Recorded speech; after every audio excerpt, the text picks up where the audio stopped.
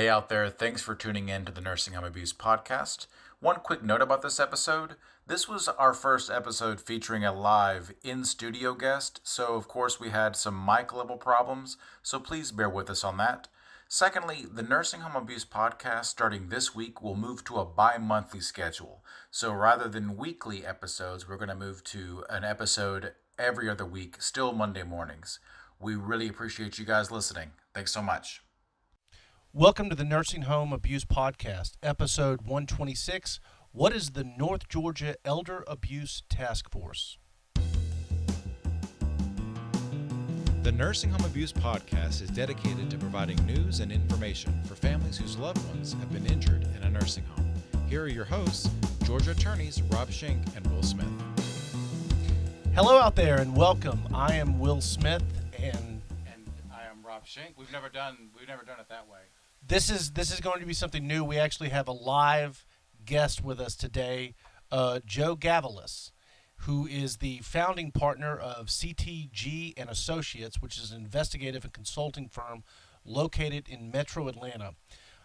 And just to be clear, when Will says live, literally live. We are. He's absolutely we're eyeball here. to eyeball with Yeah. Joe right here today. I'm sorry. Go ahead, Will. I interrupted you. And CTG specializes in litigation support and forensic accounting for major fraud matters, receiverships, employee benefit plans, and related businesses. Joe retired from the U.S. Department of Labor, Office of Labor Racketeering, after a 28-year career in federal law enforcement. During his tenure, he served as a supervisory resident agent in Atlanta, was special assistant to the director, Office of Special Investigations, and served as the national coordinator of the Organized Crime and Racketeering Program in Washington, D.C. In 2010, Joe was a founding member of the Cobb Elder Abuse Task Force. He is currently the law enforcement coordinator of the organization. He holds a Bachelor in Science degree from the University of Bridgeport. He enjoys golfing and traveling with his wife, Susan, and he is the host of the Safe Senior Hour on America's Web Radio, which is a weekly podcast. Joe, we're very honored and privileged to have you here in the studio today. Well, I appreciate it, and thank you for the invitation, and just really appreciate what you all do, just helping to educate the public, and that's one of our goals at the North Georgia Elder Abuse Task Force. The task force actually started in Cobb County. It started basically because I was on the West Coast and talking to the district attorney. We were working with the district attorney in Santa Clara County, which is San Jose. Right. And I met one of the assistant DAs, and she said, I asked what kind of cases you work. She said, I work elder abuse cases. I'm like, that's what all you do? And she said, oh, yeah, aren't you doing anything like that in Georgia? I said, we're unaware of it. And one of the hats I wear, I'm appointed by Commissioner Bob Ott to be on the Cobb County Neighborhood Safety Commission. Mm-hmm. So I came back and I said, maybe this is an area we need to look at because our population, the aging population is growing. And so we came back, and a long story short, I remember we started in a little room. I just heard somebody recreated this the other day. We were 6 of us around the table and it started. And that has since grown to an organization that now addresses elder abuse issues in North Georgia. And we define North Georgia as Columbus to Macon to Augusta. And we define, and you have many definitions of elder abuse, and 3 areas. One is physical, which I think people understand when they see the horrible situation some seniors are in. 2, financial, which by far is the biggest elder abuse, the exploitation. And that's done mostly, unfortunately, by loved ones, relatives, people who the seniors trust. But there is a 40% of those cases, or so they say, is done by professional scam artists all over the world. But the last one, which I know we're going to talk about here, is institutional abuse. And we see and hear a lot of that. And I say see or hear a lot of it. Since the task force has been formed, I have spoken to, we're close to 2,000 now, elders and seniors throughout the North Georgia area. Right. in an educational format where we teach them about what to look for, what to do, who to report to, any instances of issues. And one of the big components of that training, or those, we call them conversations that we have with the seniors, is institutional abuse. And because I think if you go around and talk to people, whether it's, I laugh when I say whether it's kids of the seniors. Well, kids of the seniors are 50 years old, 40 years old. They're not kids, Right. they're adults. And everybody will probably know, will go to the room and say, if you don't know personally, I'm sure you know where somebody in your family, or somebody who's had an issue in a institutional situation, whether it's a nursing home, and there are many things they call it, personal care homes, or assisted living. Yeah. And you see people nodding. And so what we try to do, and we work very closely with the law enforcement community and the regulatory community. And an important part of that, of course, is the ombudsman program, which I think you've had people on from the ombudsman. Oh, Melanie McNeil. Yeah. She's, yes, Many absolutely great. And her people throughout the state are great. And there are so many components to addressing elder abuse in Georgia. And we try to bring those together in the law enforcement regulatory situation. Every month we have a monthly luncheon educational meeting with law enforcement and regulatory officials in the metro area. And then we have set up many task forces. Sure. There's one in the LaGrange, Columbus area. There's one in the northwest Georgia, the Rome, Gordon County, Catoosa, Walker County. There's one in the north central, which comes up from the Blue Ridge, Jasper area. We just started one in Winder for that area. So, what is the relationship between the Cobb Elder Abuse Task Force and the North Georgia Elder Abuse Task Force? It's just one of like 6 Okay.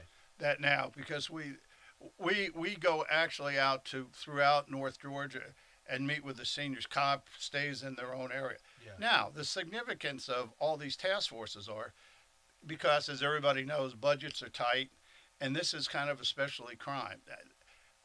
So there aren't that many people working these cases in the law enforcement community. And I think it's worth to note that you are all volunteers for this, right? right. Yeah. The task force is all volunteers. That's absolutely correct. And so we created a foundation in last September, Good. October. And we're getting started, but as volunteers, they come and go. So we have our ups and downs. Our website is now under construction, but we live off of donations. And what people say, what do you use the donations for? It's not to pay mileage. It's not to pay anything right now. It's that we can get together and put these meetings on. Sure. And with law enforcement, having been in the business for 30 years, the best way to get everybody at a meeting is have it lunch and training at the same time, because everybody's got different interests and different should we say scheduling with meetings and interviewing witnesses, but they all got to eat lunch. Yeah. Right. So we get everybody there So together. who's at these meetings then? I'll go on the law enforcement side. It's from federal, state, local level. We start from the local police to the county police, county sheriff's offices. All depends where you are. Prosecuting attorneys, GBI. As you know, GBI. Yeah. This is one of their original jurisdictions that they can commit a case on. We have representatives then from various state agencies. There is a forensic group that works these kind of cases, which gets more involved in the situations that take place and in institutional settings. And then we have adult protective services, healthcare facilities regulators, which I'm sure you're all familiar with. Right.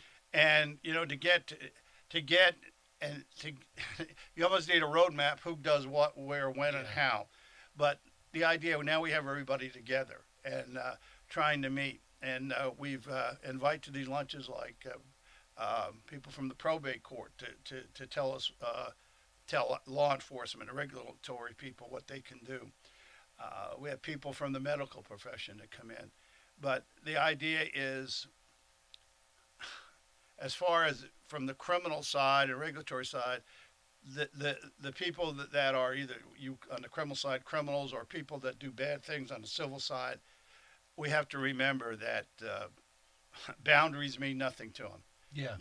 I mean, so they don't care whether they're in a city, in the county, and where they live. And now we're saying states. We're trying to put a effort on to coordinate activities with our bordering states. Sure. And because what happens, and it's a sad, not a sad state of affairs, it's just the communication has never really been there that much. And unfortunately, when elderly people pass, it's always some say they die of old age. Everybody's heard of that. Right. Well, there's a new emphasis on now. Well, why did they die? Yeah. And the situations that law enforcement, regulatory people look at. And we have to remember, even though these are kind of modeled after 30 years ago when they were after child abuse, adults are adults, and they have the right for self-determination. Absolutely. So, which is always a big deal. But you see situations, and some of these are just, absolutely, horrible. You just feel for the people and feel for the loved ones. They don't know what to do. So, the old adage, if you see something, say something. Yeah. Tell a professional, law enforcement, tell somebody that you trust to call a state agency, report it, get it off your conscience. Get somebody there to help them. I'll give you an example. North Georgia, finally a neighbor called in and said, you better go check on Mrs. X. They go to the house, couldn't get in. I think they ended up forced entry, welfare checks. And I'm going to deviate. Anybody out there that has concern about a senior anywhere, they're living alone, you can always call law enforcement, sheriff's office, police, and say, I want a welfare check. I haven't been able to speak to him. Because, the horrible feeling, and it happened, and I'm deviating, but I know a case, again, in North Georgia. A woman fell coming out of the bathtub. Nobody was checking on her. All her kids, like it is today, they don't live here. Yeah. They've moved. They live in another state, and they call. Well, she doesn't answer. So finally, daughter finally called the next day, and the woman was, I think it was 12 hours on the floor with a broken hip, in pain. Yeah. So if you don't see Mrs. Jones every day, who's walking the dog, call somebody. Said you might want to check on him. I have done that before. My mother is a paraplegic, and she's elderly. Oh, God bless her, yeah. And used to live alone. We won't let her do that anymore. No. But I had to call the White County or the Salty Fire Department and go, hey, check on her. And they did, and she had fallen, was on the ground. Well, you got to do that. People don't want to do it, but if you haven't heard from somebody, well, you do, and go back to the original story where the neighbor called and they had to go in and force entry into the house. The woman was there in her bed, in just terrific conditions, feces, urine, and her back had grown into the sheet. Yeah, and it was, they looked at her and got her immediately in an ambulance, took her, as you get around and on the fringes of Georgia, if you're up in North Georgia, Northwest Georgia, you go to Chattanooga. Yeah. That's the hospital. If Alabama's down near Columbus, they come to Georgia. Right. So it's unique because each state, as you all know, as lawyers, have different laws and different rules and regulations. Yeah. Well, they took the person to Chattanooga, and they came back and said, how could this go on? Well, the woman who was, I think she was 91, that, I'm not leaving my house. This is my house. I don't care what you do. So she kind of intimidated the neighbor till the neighbor just said, I got a call. But her son, every week, would come in and feed her. Well, why wouldn't you call? This is your mother. And even though she says no, and, you get talking to people, this self-determination, no, she hadn't been ruled with dementia or any medical conditions where you could maybe get probate in, a conservator or guardian. So, they got her, and so then the county officials come in because it was so bad. as you know, in these situations, they'll wear sometimes, masks. They have to. Yeah, right. It's a hazmat issue. Right, Yeah. and they just condemned the house. Yeah. So hopefully she'll be taken care of. But, you think, well, that's one. We just got another one. Yeah. Same thing. This time was a little unusual that she was there, and the condition was so bad she got to the hospital and passed. Well, the issue comes, well, she died in Tennessee because of things that happened in Georgia.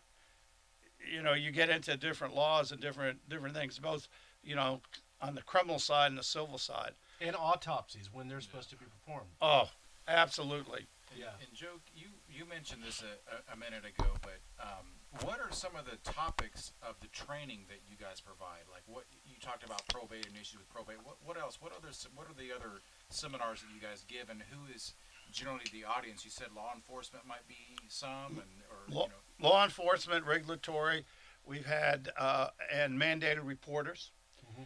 We've had seminars we've put on here into the financial exploitation on these international gangs that are exploiting people, these like romance scams and different things, which you could do a whole nother show on, which is amazing.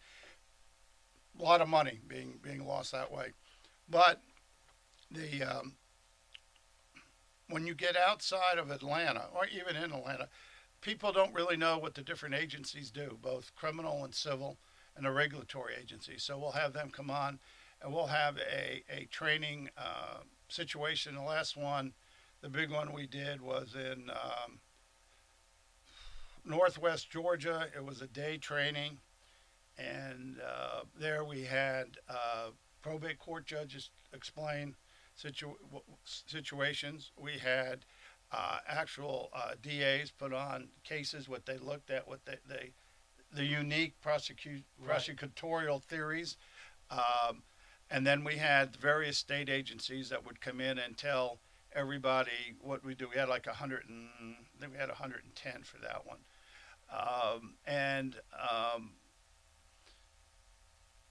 The training that's needed, there's specialized training all over. The state is starting to do it more.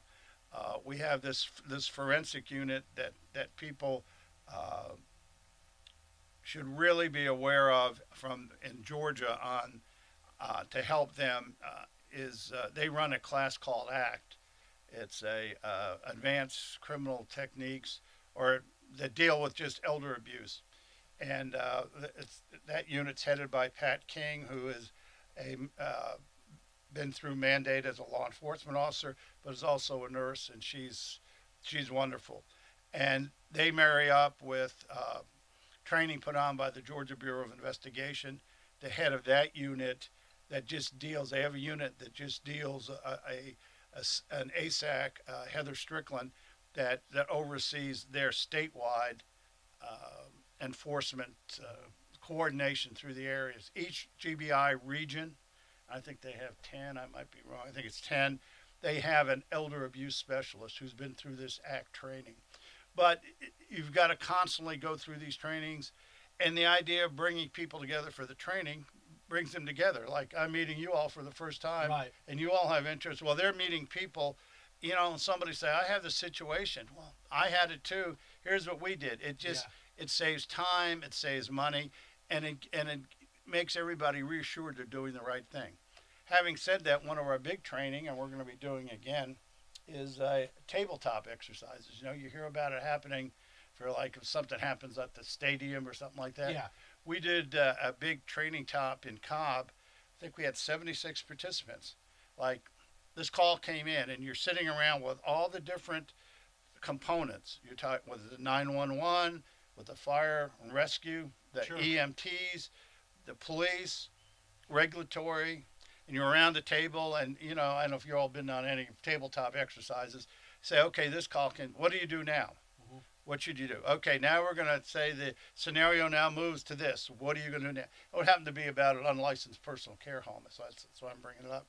And it sounds like something that we do in the military, which is like a joint task force exactly exercise where everybody gets together, you have a scenario, and you see what the kinks are because you find out, oh, well, this call didn't go through. These people didn't coordinate with these people. That sounds excellent. And And who should you call? Right. I'll tell you, as you go into these situations and you can go around the state, and I'm more familiar with the criminal activity in terms of criminal enforcement activity, but it has been equal around the state that the state has now come in and law enforcement see they have to marry up with their civil and regulatory partners. Right. Because they'll go in. I think they hit in North Georgia. They hit I don't know if it was a nursing home or a big assisted living. Well, you got to remember, being in law enforcement, and you gentlemen understand, if I got a warrant for XYZ residence because there's dope there, Yeah. well, I'm going to look for dope and I'm going to leave. Or there's guns or financial records. Well, here you're talking about abuse in a personal care home, Yeah. or in an assisted living. Well, not only do you have to go look for the hard evidence, conduct interviews, you've got live people that are there that have, they're self-determined. They can determine whether they can stay there or not. Yeah. And you have to take care of them. And a lot of them, they can't walk or they have issues. So you have to have the regulatory people, the civil people to come in. So what normally would have been maybe you'd hit a house or hit an area with 10 or 15 agents or law enforcement people. I mean, they're now up to like 50 and 60 people. It's a big coordinated effort. And the area before was law enforcement always kept that to himself, Right. Well, we're going to hit this house. No longer. You got to plan, you got to trust people, and that's what they're finding they do, because the purpose of all this is take care of these elderly. I mean, you don't want them to live in the squalor or in this situation, and we show videos of what it's like, and the TV shows videos of what it's like, how bad the conditions are. How can this happen? And you're talking about the personal care homes and the assisted living and nursing homes. Nursing homes. The big one. I think right. That's what I'm talking about now, institutional. And you look at that, and there was a huge one they did in South Georgia, where it was just a lot of people, and luckily they had a place to put the people. But you got to figure out, what are you going to do with them? I mean, you want to take care of them. Basic things. How are you going to feed them? Yeah. I mean, because if anybody, and I hope a lot of people aren't out there who experienced one, people aren't in and out on these searches in 30 minutes. Sure. It takes a while to search, and here these people are due their medicine, they're due their food, and you have to take care of all that, because as you take over a location, you're responsible for everybody in it. And I think just the response from law enforcement is good. We just don't have enough people to do it. Well, also, I would imagine that until somebody sees something and says something to you guys, how would you know? You don't. Yeah. We're it has to be on your radar somehow. It's got to be brought in the radar. And again, in Georgia, because of the very successful, the use of RICO is really helped. We're one of the few states, and I interact with a lot of states and a lot of people. At Tennessee, we interact. We go to Nashville. I see you all have an office in Nashville, and the people up there are great. And they think we're great because we have the greatest laws, because they don't have a lot of the good laws to fight elder abuse like we do. We love what they have is their a computer list of people. I'm trying to think the exact name that they call it, but you can go up there and you can go into this entity and say, I want to hire John Smith to take care of my father. Oh, right. And John Smith goes in, and they go up and say, John Smith, no, it's physical abuse or whatever it is. Yeah. And it is the gold standard throughout the United States what Tennessee does. And they're very, very good. And that's why we talk about the situation. We're trying to try to get a coordinated multi-state meeting of just people working this from the enforcement point of view and the regulatory. And like Chattanooga looks good because it's kind of common to Alabama and Georgia and Tennessee. And we're getting that too, because I know that Sharon Cooper, who's probably worked with you guys a lot, sponsored a bill that dealt with the registry of CNAs. That's right. Well, that was to enhance. They always were there, but they never did. Only thing they did. I know that I was involved and testified, and and it happens to be she's my representative and a neighbor of mine. Yeah. But she's her heart is to help seniors. It really is. Absolutely. And she has been behind some of the best bills out there. And we're able to talk to her and say, Good. this is what you need. And it's like she said, we don't want to have you. We want to do what's legal and what's right, but we don't want you guys handcuffed, the regulatory people or the law enforcement. So how can we tweak a bill? There was a bill just came through. They tweaked. They found out that, and you guys know more about the criminal thing.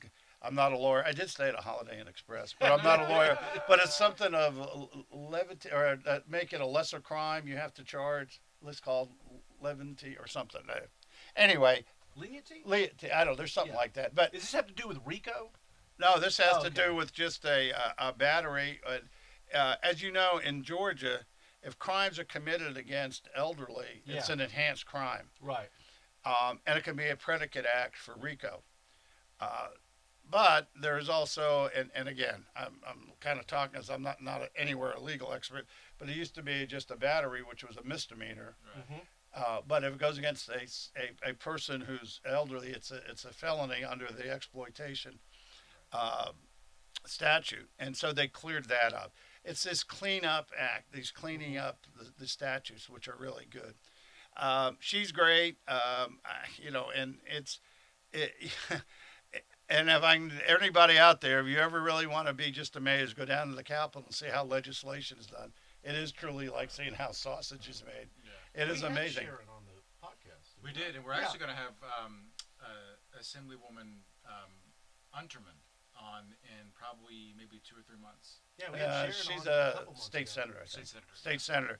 But she's, in fact, there was just in the paper, there was some talk she might be running for U.S. Congress. Yep. I don't saw know that. whether it's true or not, but it Yeah. came up. But those people are good, and just we talked about a horrible situation earlier in Lafayette, Right. which is Walker County for people Yeah. who know. And it hit the Washington Post headlines. It was on the news here. It was a horrible situation with a 90-year-old woman, and there is a civil case going on.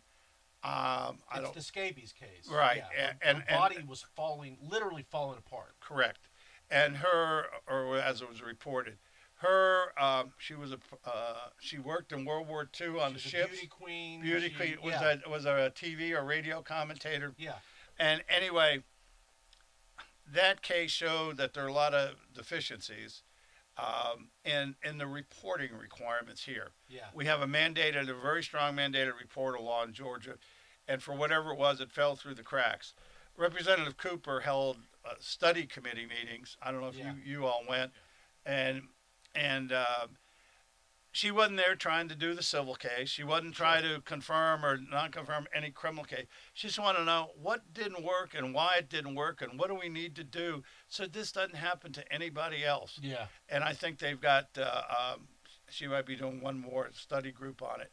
But these issues, and she held them with representatives of the Nursing Home Association, and she held it with the public health. Yeah, and that's what I thought was interesting. It's almost like, I don't know how to, but after 9/11, what we did with all the various departments, we consolidated Yeah. them under Department of Homeland Security. It's kind of like that. Like, how do we better have agencies, law enforcement agencies, regulatory agencies communicate with one another? Because maybe, the health department might not talk to the Department of Community Health and things like that. And, Adult Protective Services isn't talking Well, with and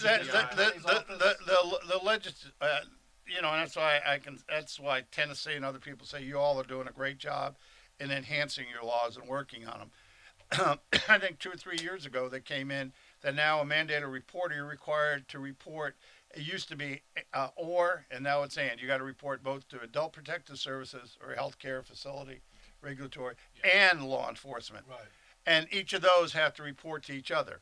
And that's what we see at these, when we go to these meetings and try to get the lunch, try to get the format, what's the best way to do it. And that helps. It enlightens it. And again, you got to remember the adult protective and healthcare facility people are regulatory people. And my concern coming from law enforcement community, everybody, is their safety. Because they're out, and if anybody knows in rural Georgia, you're knocking on homes or in some of the cities in kind of bad areas. Oh yeah. So you want to get that community of interest with law enforcement to come in, and we've seen that. We've seen Yeah. it's really, is it perfect? No, but we've seen it. It's really helped.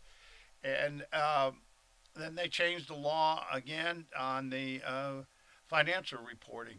That now any transactions have to be reported by a financial institution.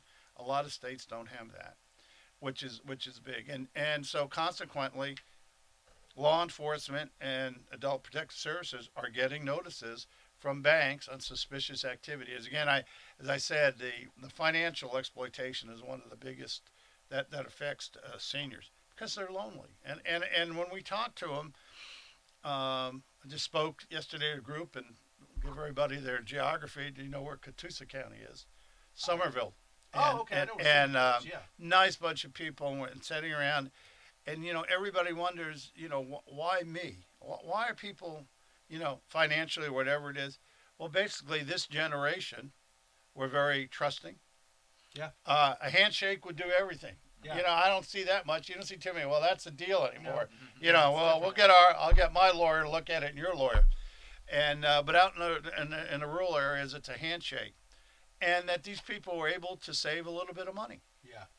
And these money, and the professionals understand that, and unfortunately, so do the relatives. They know that grandma or grandpa has saved money, and their thought is, well, it's going to be mine, or the son or daughter, it's going to be mine. So we. And social media changes it.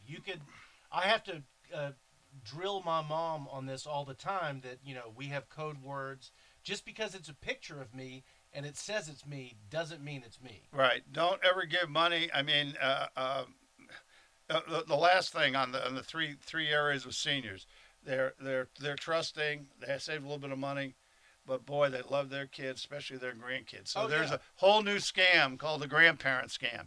And when I talk about scams, I'm not talking about it happened here or there, or it happened up in New York or out in California. It's happening right here in Georgia, in North Georgia, and people are getting taken left and right. Their entire life savings is wiped out. Gone. If you're 80 years old, you're not going to get another job somewhere. I mean, Exactly. You're living on it, and the false hopes are amazing. And just to let people know, we're sitting around this table, and we like to have conversations with seniors. Yeah. That's the best way, because they kind of see that it's not just them, that there are people out there and they can help. But we had cases here from Cobb. It's a famous case. A woman got taken for $7 million. I think what the quarter was for, but it ended up 7.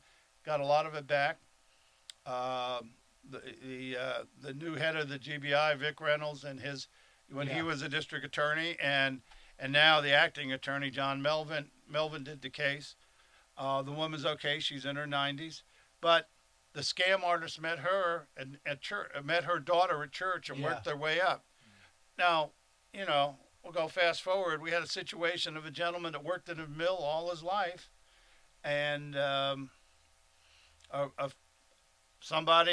friend calls in and says, you need to look at John. He's 70-something years old, and he's got this 44-year-old woman with her 10-year-old kid living in his house in a very old house. It was like, the term Southerners used to me, I'm from shotgun houses, where it's just one room after another. It's very narrow. I think that's a real South Georgia kind of thing. Yeah, but whatever it is. Lived there and had an old pickup truck. Befriended her. The regulatory and law enforcement went out. Everything's fine. She's helping take care of me, so-and-so. Well, it turns out she was a heroin addict, had committed several crimes, and got a call 2 months later that she had convinced him to get a power of attorney. She sold the house, didn't have the house anymore, went, sold the truck, didn't have the truck anymore, and he was destitute and about to be living on the street, his last money. And so we were able to come in with the regulatory and the private agencies to help this gentleman. So, but that was his total amount every month was $600, $1,000. Yeah. So the extremes are there, and it's so prevalent that people are preying on the seniors. and disabled. When we say seniors in Georgia, they're called at-risk adults. And if you're over 18 and you have some kind of a handicap or some issues, Well, it's like plus the elderly. HRC. Yeah, it's Aging and Disability Resource Center. Well, Joe, can you tell us, for anybody out there, whether or not they want to get in touch with you or your task force to volunteer, to donate, to go to a seminar? What's the best way that people out there listening right now can get a hold of your organization? Okay, right now, and people ask us that. First of all, any information on any of the issues we talk about, whether it's physical, financial, or institutional, and you have a concern, call your law enforcement, report it, say I have a suspicion. I just had that yesterday that I'm passing on, but get it to your local law enforcement.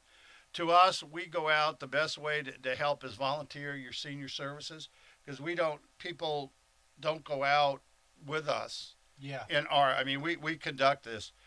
Donations, we certainly accept at the foundation. And how do they give those? That's important. Well, if there's not a way now, there's going to be a way with the website, right? Right. With the website, you can do it online, or you can just you can contact me at I'll give you my email, Joseph, JOSEPH .Gavalis, GAVALIS at Comcast.net, and I will get it to our treasurer. Yeah. And we'll try to do it. We've been very successful. Amazing how many, not just individuals, but companies will donate amount of money because they see there's a need. This education is needed. There's a huge need for this. And we steer, when we hear things, we do that. I just go on the show. I'll plug the radio show. Yeah, please do. I was going to ask. Which we do for free. Which we were asked. The foundation was asked to take part, or would we be interested to do a weekly radio show? Okay. And it was like, as I do I have a face for radio, but not really for television. But they talked us into it, and we tried it, and I think we've done, it's from like November, and every Monday it's at 10 to 11.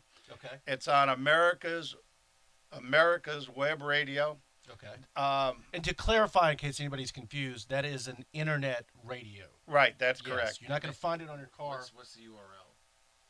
Oh, I'm not sure, but we could probably put it up underneath there. Gene, we'll get Gene to. Yeah. So, but anyway, so we do it, and we have an hour program. We're the only one, we believe, in the country that deals with seniors and the term SAFE, how we came up with it. Seniors who are abused or financially exploited. And we have guests from all over the country. This goes nationwide, but it'll give you some good ideas. And hopefully that you'll be able to listen and some ideas of people who to call to help you. Yeah. Not just law enforcement. You have some issues. We tell everybody, I'm not a lawyer, but you could contact your lawyers or contact, legal aid. Contact somebody. There are a lot of issues that are very unique, and we're not here to give legal advice. We're there to point you where to go. Yeah. And one of our training things I didn't mention, but it's appropriate now, is what's really misunderstood is the power of attorney for seniors. Yeah. I was shocked I'm with about you it. on that. And actually, they tweaked the law here in Georgia last year. Yes. Yeah. But the main points we tell everybody is, see a lawyer if you can. Go to legal aid. But if you put a power of attorney in, you can rescind it. Yeah. They've been convinced, a lot of seniors, that once I gave it to Mary It's Jo, over with. Yeah. I can't get it back. Well, that's just not true. Yeah. And It's not a guardianship. that's Which is also a big problem. But Right. at least a power of attorney you can rescind. right. So we're these are things like that we get, and actually there are pamphlets that are made. I should have brought some that we give out, and we go to all these senior centers throughout. Take advantage of the senior centers wherever you are. Yeah. It's a great resource. They have a lot of handouts, and they set up meetings. We will go to any group to hold a seminar for seniors. We will bring in normally the local regulatory people and law enforcement people, so you all get to know who they are. Yeah. And then, I'll be honest with you, most of the information of helping them, we give it our way, we give it out.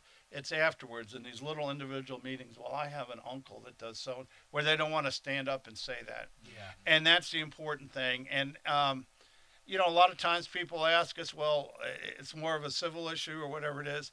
And so what we'll try to do is we don't recommend we'll give them 3 attorneys, or we'll give them 3 accountants or something like that, or we'll do the research because they don't know where to go. I don't know if I've got. Do I have like a few more minutes, or how Of we course, doing? yeah. I mean, yeah. Just wherever you. Well, got I to just say. got to tell a great story, and I please tell it do. to everybody. And I got tons of stories about it, but this is a funny story. We got rural Georgia. We call it the nosy neighbor story, and it actually happened up on the Tennessee-Georgia border. And when you get into rural areas, the houses aren't right next door to one another. They might be, down the road, but you might be able to see them, but they're not right next to one another. 2 widows, 182, 184. One woman kind of had dementia, and the 84-year-old who was down there, who we'll call the nosy neighbor and the victim is the 82-year-old. She looks out the window of the nosy neighbor and sees a pickup truck in the driveway of Nell, her friend. Sure. She said, "What's going on?" So she got dressed and went down there, and there in the driveway is a pickup truck, and 2 guys are working on the driveway. So she goes to the door to see her friend Nell and said, "What's going on?" And Nell says, "We had the 2 nicest men. They just came by and said they were working on a driveway down the road, and they have some extra material. And they saw my driveway needed repairing." And she said, "It does." And they gave me a special deal. They said, "We're going to look at it, and we'll probably be no more than, I think, $300 or something." So Nell says that, and she says to the nosy neighbor, "I think that's a good deal." And she said, "You didn't give me any money, did you?" And Nell says, "No." So the nosy neighbor goes out and gets her cell phone and walks up to these 2 gentlemen and starts taking their picture. And they go, "Hey, hold on there. If you don't stop doing that, we're going to call the sheriff." The nosy neighbor said, "Don't worry, I already did." Yeah. They jumped in their pickup truck and as they went away, Yeah. she took a picture of the license plate. Yeah. The district attorney, the sheriff's office came out, and the district attorney took a warrant out for attempted exploitation of a senior. Kind of unique charge, but this guy had a history when they ran the plate and everything. So, nosy neighbors can be good, and the people love it. And said, "No need." And when she said they couldn't, it was funny. She said, "I couldnn't believe how quick they threw their stuff in the back of that pickup truck and got out of there." I'm sure. But anyway, that's on the exploitation side. But we tell everybody, if you live alone and you're out there, do not ever let somebody in your house you don't know. Yeah. Because that's your advantage right now. You got the door locked. You can talk through the door, but once you let them in, you're on their toes. Because how are you going to get them out? You're in your 80s, 70s, or 80s. What are you going to do? Kind of hide to call the police? It doesn't happen that way. And then what do they get there? But if you can keep them out of the house, and the old theory was hide and don't answer the door. Well, that's not the theory anymore. The theory is talk through the walls, talk through the door, let them know somebody's in there. Because if they don't, otherwise they might just be checking, and they'll come around the back door and break in, and then there you are in there. So, but these are all things, to help seniors and help basically anybody, And never pay, I'm just going to leave it with this, never send money to somebody that you met on the internet that you've never met, and don't say, well, you saw a picture, because those pictures are meaningless. You need to do it. The horror stories are horrible. But the other point we want to make sure everybody understands, if you have somebody in an institutional setting, and you want to talk to somebody confidential, I believe the ombudsman in Georgia, that's the law. You can call them, and they will try to attempt whatever your desire is.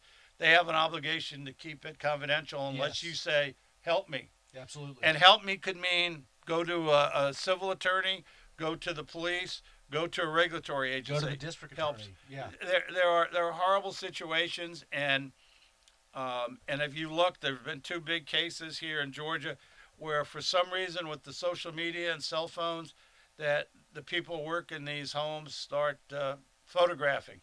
Yeah. Photographing your loved one, and horrible, either sexual or we've got one right now. Or horrible. It's getting worse. And just make it clear, it's against the law. Absolutely. It's criminally against the law, and then especially once they post it, it's really against the law.